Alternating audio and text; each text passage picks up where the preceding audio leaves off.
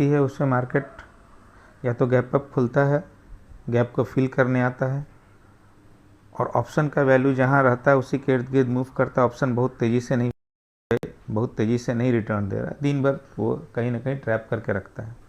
उसका रीज़न कुछ ऐसा है कि एक वोलेटिलिटी इंडेक्स होता है इंडिया विक्स, उसके अकॉर्डिंग ही वोलेटिलिटी कैलकुलेट होता है, और वो वोलेटिलिटी के कैलकुलेशन के अकॉर्डिंग ही मार्केट का मूवमेंट होता है कि कितना मूव करेगा, ऊपर जाएगा नीचे आएगा।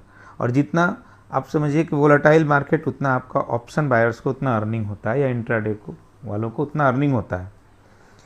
लेकिन इंडिया विक्स के डेटा को FIIs DIIs बहुत अच्छे से स्टडी करते होंगे ऐसा लगता है, और इस तरह का डेटा को रिटेल ट्रेडर्स हम लोग स्टडी नहीं करते हैं, और मार्केट में या तो एकदम हाई पर हम लोग इंटर कर जाते हैं, या हाई जाता है वहाँ पर इंटर कर जाते हैं, पैसा सारा ट्रैप हो जाता है, या मार्केट एकदम नीचे जब जाते रहता है जहाँ से फिर वो चलने वाला होता है, तब तक हम सारा चीज़ को लॉस में निकल गए रहते हैं। तो पहले हम लोग इंडिया विक्स को स्टडी करके देखते हैं कि क्या डेटा है इंडिया विक्स के पास। आपको एक सीट दिख रहा है यहाँ पर, इसमें मैंने इंडिया विक्स के डेटा को रखा है।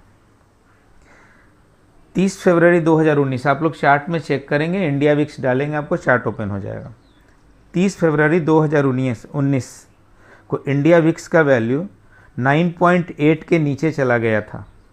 9.8 के नीचे विक्स का वैल्यू गया, और उसके बाद निफ्टी में 5000 पॉइंट का फॉल आया था।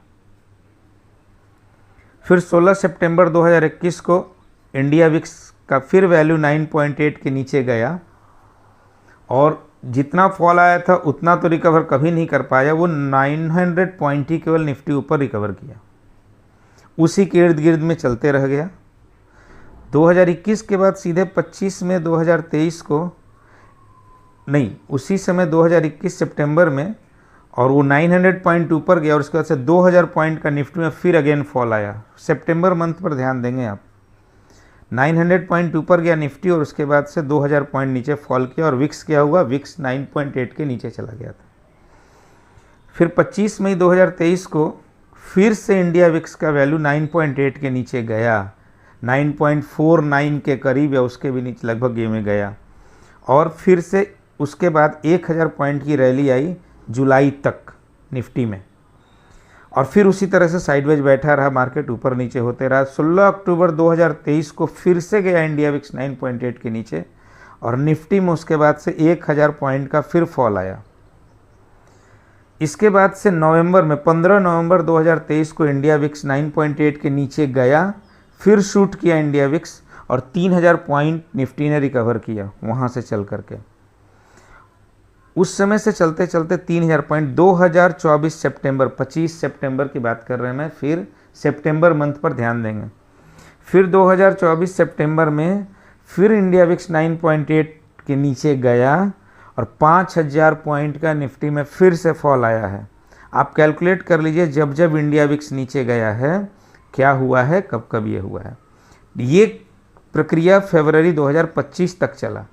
फिर फरवरी 2000, अभी इस आज के दिन में 18 सितंबर 2025 आज फिर इंडिया विक्स 9.8 के करीब गया है, थोड़ी रिकवरी आई है, और फिर अब अलर्ट मोड में आ जाना है, क्योंकि इंडिया विक्स कभी भी शूट कर सकता है, या फिर और इससे नीचे भी जा सकता है। और फिर इसीलिए मैंने अपने ये में ग्रुप में लिखा है 23 सितंबर का इंतज़ार करेंगे। तो सितंबर मंथ का आप रिकॉर्ड देख लें, इंडिया विक्स का वैल्यू वहीं पर फिर आकर के बैठा हुआ है, और उस स्थिति में हम लोगों का मार्केट के साथ क्या हो सकता है।